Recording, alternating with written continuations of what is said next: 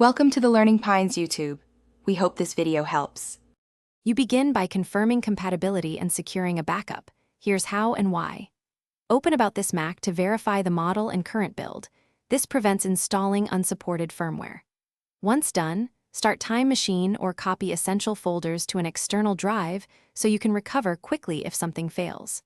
Make sure you have at least 20% free storage and connect the Mac to power plus a stable Wi-Fi network, because interrupted installs cause corruption.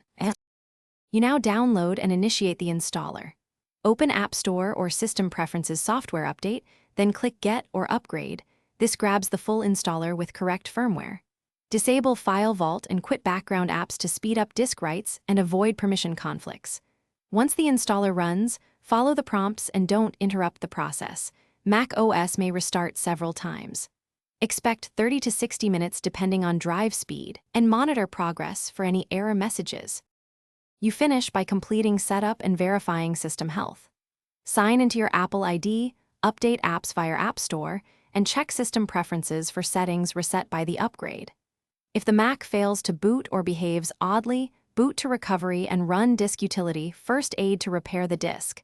This fixes metadata and permissions problems. If instability persists, restore the backup from Time Machine. That returns you to a known good state and lets you retry the upgrade safely. Thanks for watching. Consider subscribing if we helped you.